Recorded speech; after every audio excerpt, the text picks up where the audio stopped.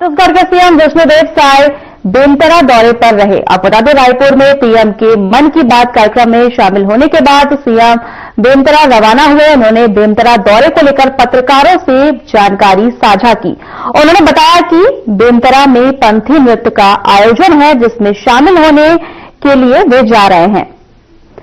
बाबा घासीदास जी की जयंती पर यह कार्यक्रम हर साल आयोजित होता है। वहीं बेमेतरा में कार्यक्रम के बाद सीएम जशपुर के कार्यक्रम में शामिल हुए।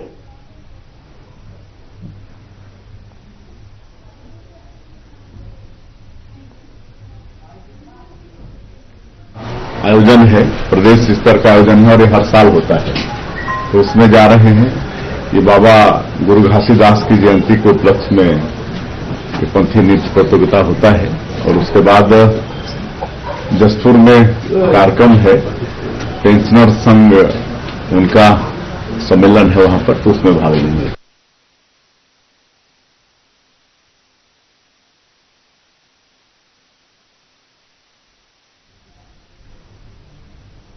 छत्तीसगढ़ के रायगढ़ में जेपीएल कोयला खदान के खिलाफ धरने पर बैठे प्रदर्शनकारियों को हटाने गई पुलिस ग्रामीणों ने हमला कर दिया है। इस हमले में तमनार थाना की प्रभारी कमला पुष्पाम समेत कई पुलिसकर्मी घायल हो गए। आप बता दें, मामले में सीएम विष्णुदेव साय ने जांच कर कार्रवाई करने की बात कही है।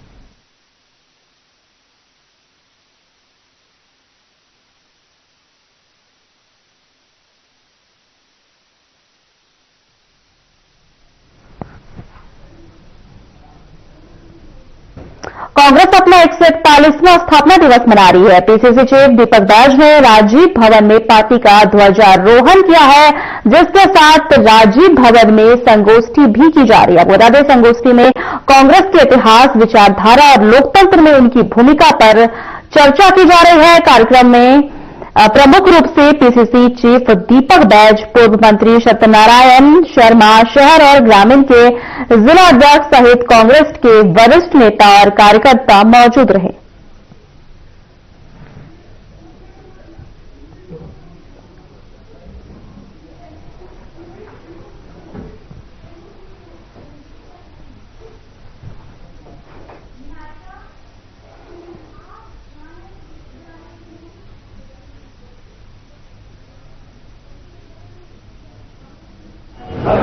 एक 140वां स्थापना दिवस पूरा हुआ और 141वां दिवस हम मना रहे।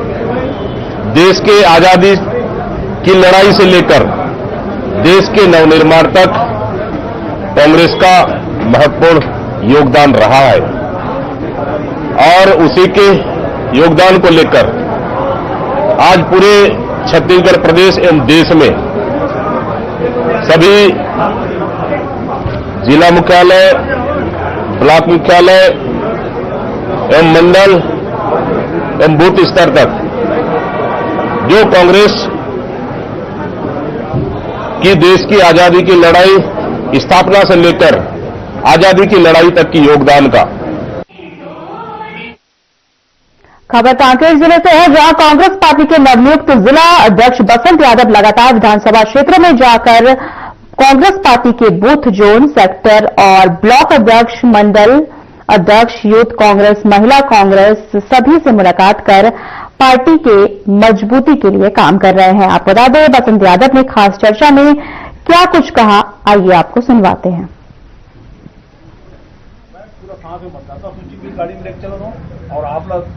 अध्यक्ष कांग्रेस पार्टी के जिलाध्यक्ष नियुक्त होने के बाद बसंत यादव लगातार जो कांकेर जिले के जो 3 विधानसभा क्षेत्र है उसमें लगातार दौरा कर रहे हैं। इस कड़ी पे भी भानुप्रतापपुर विधानसभा क्षेत्र के आज भानुप्रतापपुर क्षेत्र के जो भानुप्रतापपुर ब्लॉक है और गुरुकुंडल ब्लॉक है, इसमें दौरा कर रहे हैं और लगातार वे कार्यकर्ताओं से मिल रहे हैं। किस तरह से लोगों से बात कर रहे हैं, क्या कुछ रणनीति है, किस पर बात करें, क्या हमारे साथ बसंत यादव जी उनसे बात करेंगे। आप लगातार दौरा कर रहे हैं क्षेत्र में और जब तक जिलाध्यक्ष नियुक्त हुए हैं तब हम देख रहे लगातार आप लोगों से मिल रहे हैं, किस तरह से बात हो रहा है कार्यकर्ताओं से?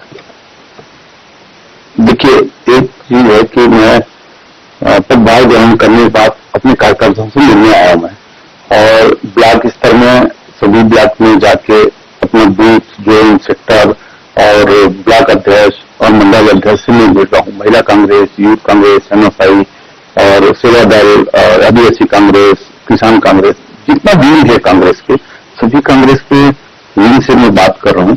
और बहुत सारा जो काम है उसको फिर से हम लोग एक पटरी में लाएंगे। मतलब काम तो कर रहे हैं सभी लोग, अच्छा काम कर रहे हैं, उसको लेके हम लोग मैं निकला हूँ। और मिलना, एक परिचय भी होना था, लोगों के साथ मिलना जुलना था, तो वो लेके मैं प्रयास कर रहा हूँ कि सबके पूरे ब्लॉक में जाऊं और फिर उसके बाद मैं पूरा मंडल में जाने का प्रयास करूंगा। जी, आप तो लगातार मिल रहे हैं लोगों से।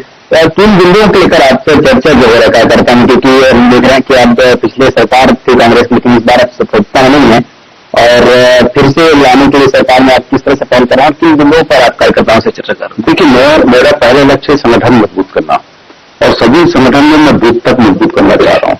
और इसके लिए मैं अभी से रणनीति बना के प्लान किया हूँ और मैं पूरा बूथ मैनेजमेंट करने का प्रयास करूंगा, पहला।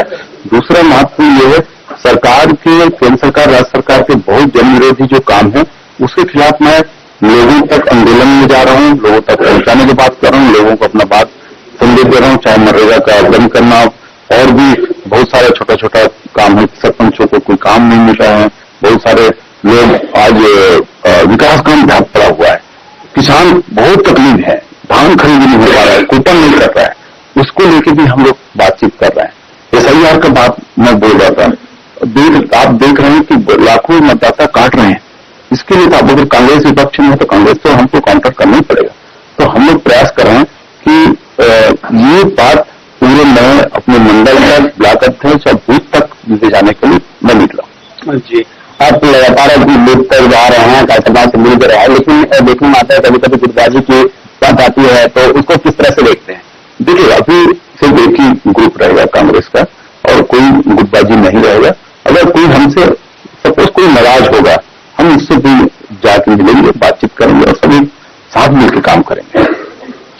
इस बार आप अभी सरकार नहीं है प्रदेश में और फिर आने वाले समय में कोशिश ये रहती है कि सरकार के लिए लाने के काम करें, तो किस तरह से आप रोड में तैयार किए कि आखिरकार फिर से रफ्तार में सरकार आ सके? देखिए, मैं टारगेट रखा हूँ 3 विधानसभा कांग्रेस जिताऊंगा आपको, और उसका मैं पूरा रोड में तैयार कर चुका हूँ। एक एक तैयारी के साथ मैं उतरा हूँ और मेरा सबसे कमजोर कड़ी होगा, वहीं से मैं काम स्टार्ट कर रहा हूँ। आप लोगों से मिल रहे हैं कि कहाँ पर आप देख रहे हैं, तो कहाँ पर कमी लग रहा है कि किन क्षेत्रों में ज्यादा काम करने की आवश्यकता है? देखिए, हमको सबसे पहले गांव में बूथ तक काम करने की जरूरत है और हम लोग यूथ कांग्रेस, महिला कांग्रेस, MSI और सेवा दल और अन्य जो कांग्रेस के, किसान कांग्रेस के जितना विंग है आदिवासी कांग्रेस के, उसको मजबूत करके हम लोग निकलेंगे और रोड में भी उतरने की जरूरत पड़ेगा। यही लक्ष्य लेके चला।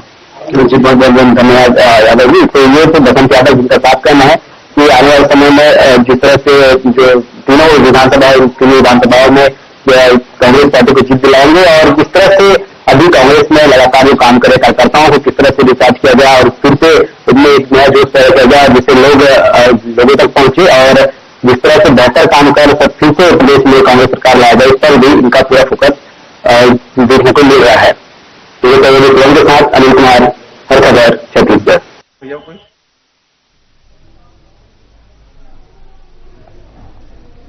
मुख्यमंत्री विष्णुदेव साय जयंती स्टेडियम मैदान भिलाई में आयोजित 5 दिवसीय दिव्य श्री हनुमंत कथा समारोह में अपनी पत्नी के साथ शामिल हुए। आपको बता दें, इस कथा का आयोजन 25 दिसंबर से लेकर 29 दिसंबर तक सेवा समर्पण समिति द्वारा किया गया है।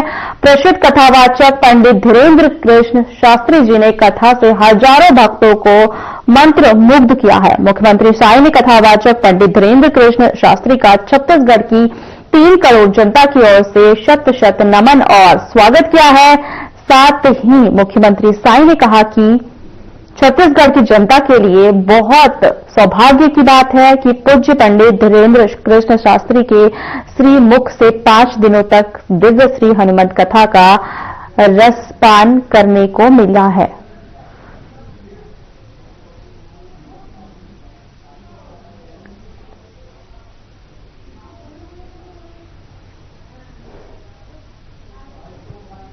तो और हमारे जो इस्पात नगरी है भिलाई, आजाद दिवस के दिन में हम लोग कथा का आयोजन है और पूज्य पंडित शास्त्री के श्री हनुमान कथा का आह्वान सभी लोग कर रहे हैं और इस आयोजन के लिए हम अपने भारतीय जनता पार्टी के राष्ट्रीय उपाध्यक्ष श्री सुरेश पांडे जी, राकेश पांडे जी और उनके पूरा परिवार को बहुत बहुत धन्यवाद करते हैं जिन्होंने इतना बड़ा आयोजन किया और सबको इस पुण्य में मतलब गंगा नहाने का अवसर प्रदान किया है। हनुमान कथा में आए और ईश्वर धाम से देव शास्त्री जी और तीसरा दिन है और लोगों के मन में अद्भुत उत्साह है। निश्चित रूप से छत्तीसगढ़ की धर्म की सत्ता माँ तक्षशिला की नगरी और भिलाई और दुर्ग का जो जन समुदाय निश्चित रूप से धर्म के प्रति रुझान है और देश की संस्कृति और देश की को आगे बढ़ाने में सब लगे। कथा का रसपान करने के लिए आस्थावान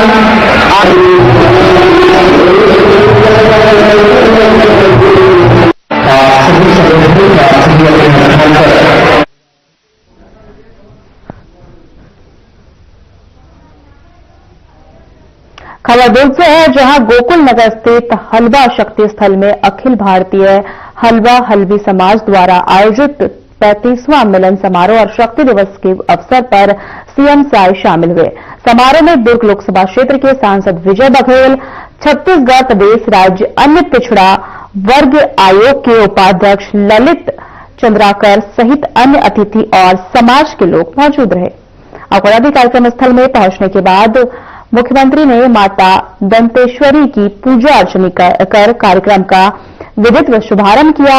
इस अवसर पर उन्होंने कार्यक्रम स्थल में हलवा हल्दी समाज के नवनिर्मित कार्यालय का फीता काटकर लोकार्पण भी किया। वहीं सीएम साय ने शक्ति स्थल में प्रतियोगी परीक्षाओं की तैयारी कर रहे हलवा समाज के युवा युवतियों को आवासीय कोचिंग सुविधा प्रदान करने के लिए 50 लाख रुपए तथा पुलगांव दुर्ग स्थित कंवर सामाजिक के भवन में बाउंड्री वॉल निर्माण के लिए 25 लाख रुपए की राशि प्रदान करने की घोषणा भी की थी।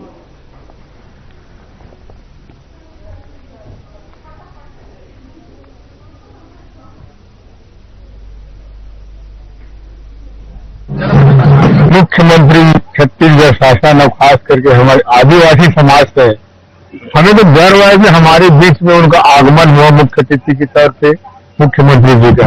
बस यही कहना चाहता हूं कि हम जो हलवा समाज विगत लंबे समय से मातृशक्ति जो हमारी इष्ट देवी है मां दंतेश्वरी को एक ये मान के हम लोग अपने समाज को संगठित किए हैं। उस संगठित के आधार पर हम हर साल एक शिक्षा है, स्वास्थ्य, हर एक चीजों में हमने जो एक अच्छा विकास किए हैं माता जी को मान के, तो हम उसी के आधार पे हम हर साल शक्ति दिवस मनाते आ रहे हैं और उसमें हमारे वाकई में हलवा समाज को सफलता मिली है। विगत बहुत दिनों से हमारे डिप्टी कलेक्टर, तहसीलदार, डीएसपी ये सब बनते आ रहे हैं। आज दुर्ग पुलगांव इस पावन धरती में हलवा हल्दी समाज द्वारा शक्ति दिवस समारोह का आयोजन किया गया था, जिसमें समाज के द्वारा हम लोग आमंत्रित थे और माननीय क्षेत्र के लोकप्रिय सांसद श्री विजय बघेल जी, हमारे विधायक और प्राधिकरण के उपाध्यक्ष ललित चंद्राकर जी, हमारे पूर्व मंत्री और समाज के ही गौरव हैं श्री महेश गागड़ा जी और हमारे और वरिष्ठ जनों की उपस्थिति में समारोह संपन्न हुआ है। और कल भी हम राजनांदगांव जिले के गोडलवाही में थे, वहां पर जो समाज के आजादी के सेना नायक हुए शहीद गेंद सिंह नायक, उनकी मूर्ति का अनावरण वहां पर किए। तो ऐसा बड़ा जागरूक समाज है ये और इनका इतिहास बहुत ही समृद्धशाली रहा है। तो आज यहाँ पर बच्चों को आगे कोचिंग वोचिंग की दृष्टि से रहने की व्यवस्था हो, इसके लिए समाज का मांग था, उसके लिए 50 लाख रुपए की घोषणा किए हैं। और बगल में ही कंवर समाज की भी भूमि है, तो उनको भी बाउंड्री वॉल के लिए 25 लाख रुपए की घोषणा की। समाज को कोई संदेश देना चाहिए? समाज को यही संदेश देना चाहेंगे कि हम भी उसी समाज से हैं, जनजातीय समाज से हैं। तो समाज शिक्षा में आगे आए, हमारे सभी बेटा बेटी पढ़ें। आज प्रदेश में पर्याप्त शिक्षा की व्यवस्था यहाँ पर है, उसका लाभ लें और हमारे समाज के जो पढ़े लिखे लोग हैं वो सरकार की जो योजना है, नई उद्योग नीति भी है, उसका भी अध्ययन करें।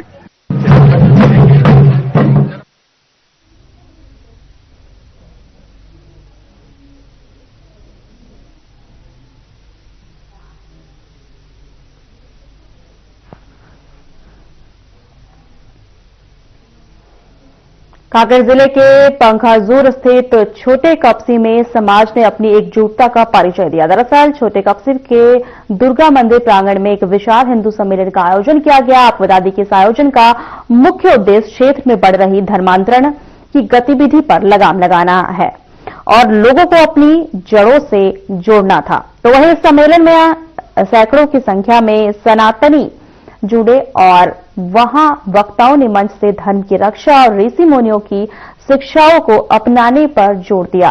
तो वहीं इस सम्मेलन में विभिन्न राजनीतिक दलों के नेता, सामाजिक संगठन और समाज के प्रमुख मार्गदर्शक शामिल हुए, जहां इस मौके पर वक्ताओं ने अपने संबोधन में कहा, आदिवासी संस्कृति और सनातन परंपराओं के साथ हो रहे खिलवाड़ अब बर्दाश्त नहीं किए जाएंगे।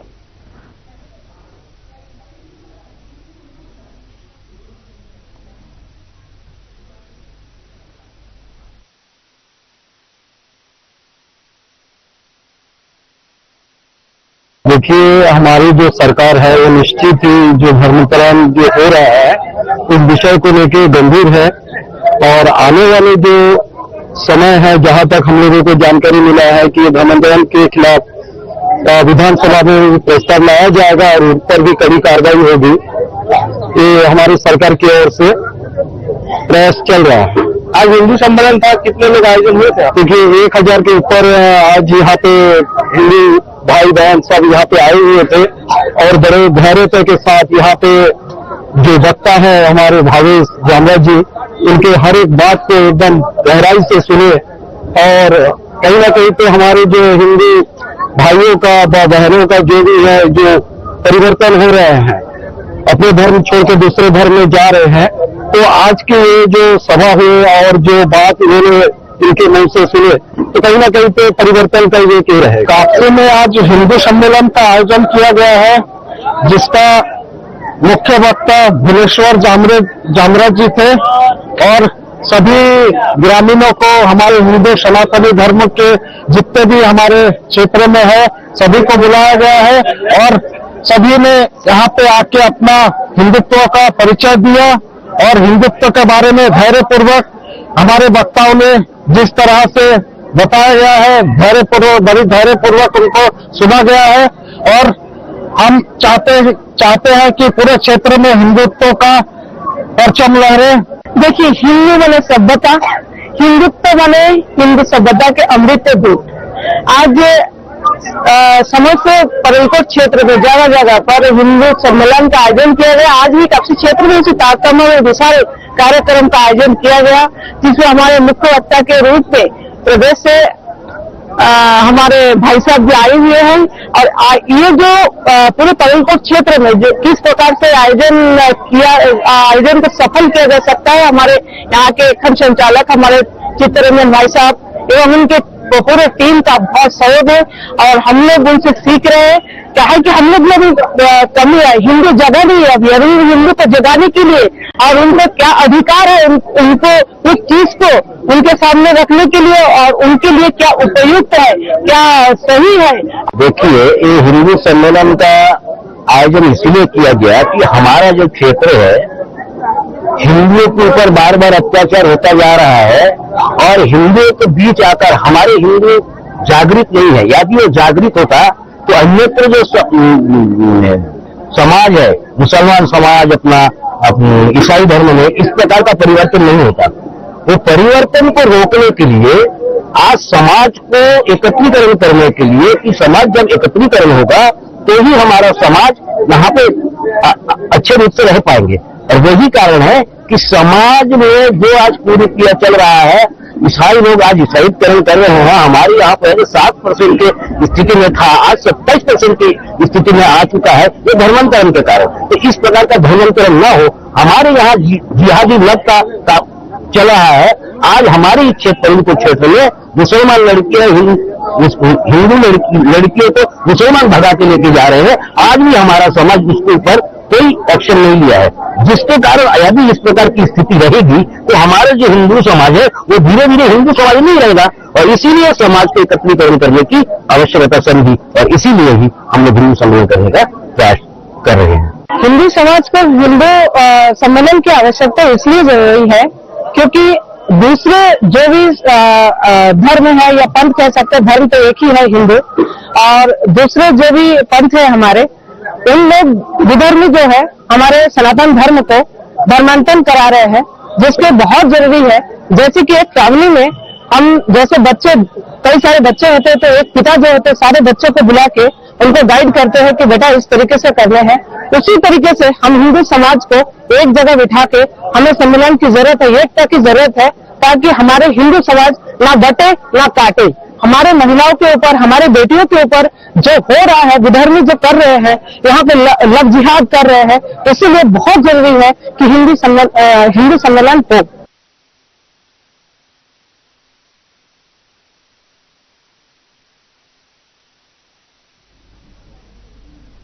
कांकेर जिले के दुर्ग कोंडल ब्लॉक के ग्राम पंचायत हान पतरी में एक विकास कार्यों को लेकर विवाद उत्पन्न हो गया है। इसी कड़ी में दुर्ग कोंडल सरपंच संघ ने आरोप लगाया है कि ग्राम पंचायत द्वारा चलाए जा रहे विकास कार्यों में बाहरी लोगों का हस्तक्षेप बर्दाश्त नहीं किया जाएगा।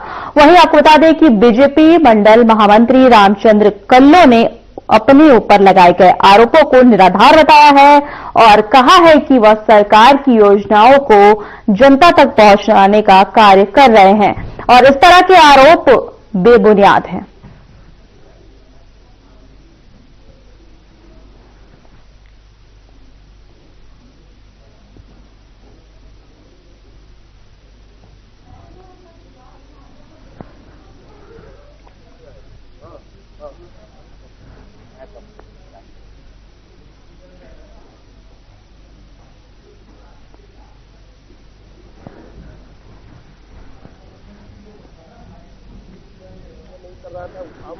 ये आरोप प्रत्यारोप सब निराधार है। हम सरकार के जो योजनाएं हैं आम जनों तक कैसे आए और हमारे सरकार की योजनाएं जन जन तक पहुंचे और जनमेद हमारे सरकार की ओर हो, और जिन जनमेद की ओर आगे मतलब हमारे जनादेश में तब्दील होकर यहाँ से विधानसभा कैसे हम फतेह करें, इस विचारों के साथ हमारी योजना जन जन तक पहुंच रही है। और ये जो जबरदस्त जो इस प्रकार से मेरे ऊपर कलंक लगाकर एक शिवसेना नेता के द्वारा और गांव के लोगों को भ्रमित करके इस प्रकार से बखेड़ा खड़ा किया है और जनपद के सामने धरना प्रदर्शन बिना शासन को जानकारी के सरकार को इस प्रकार से गंभीर आरोप लगाया है, जो कहीं न कहीं सरकार और हमारे संगठन को ये बदनाम करने की साजिश कर रहा है, जो निराधार है। और ऐसे कृतकार्यों के लिए, ऐसे पॉलिटिशियन लीडर के ऊपर कार्रवाई करने के लिए हमारे और बाकी शीर्ष नेतृत्व का आदेश हो तो हम कार्रवाई करने के लिए सरकार एवं संगठन इस पर विचार करें। भाजपा होते हुए ये कार्य नहीं कर रहा है ना, काम होने के बाद गढ़ के बस्तर में जगदलपुर पुलिस लगातार नशे के सौदागरों पर कार्रवाई कर रही है। आपको बता दें कि यहां गांजा तस्करों और गांजा तेल की तस्करी करने वालों पर लगातार एक्शन हो रहे हैं। इस बार जो है बोध घाट पुलिस के नशे के सौदागरों के खिलाफ एक बड़ी सफलता हासिल की गई है। पुलिस ने अंतर्राज्यीय तस्कर को दबोचा है, जिसके कब्जे से भारी मात्रा में प्रतिबंध हशीश ऑयल यानी गांजा का तेल बरामद किया गया है, जिसकी कीमत अंतर्राष्ट्रीय बाजार में 52,12,500 रुपए बताई जा रही है। वहीं जगदलपुर सीएसपी सुमित कुमार ने बताया है कि पुलिस की मुखबिर के जरिए सूचना मिली थी, जिसके बाद यह कार्रवाई की गई है। सीएसपी सुमित कुमार ने आगे बताया कि सूचना पर कार्रवाई की गई है। पुलिस की टीम ने इलाके की घेराबंदी की है और संदिग्ध शख्स को पकड़ लिया है।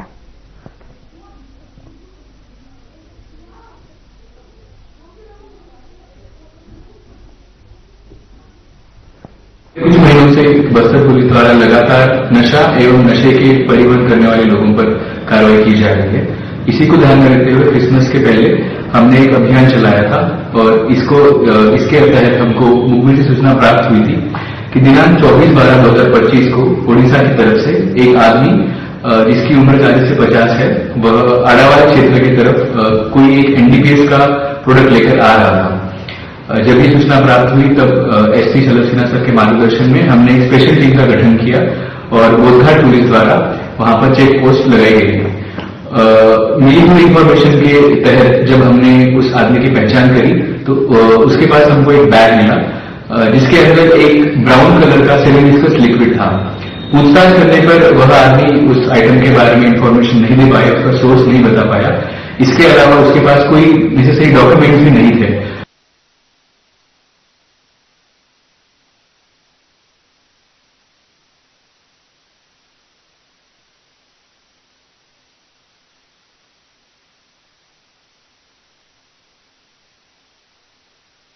फिलहाल हमारे खास बुलेटिन में इतना ही। नमस्कार।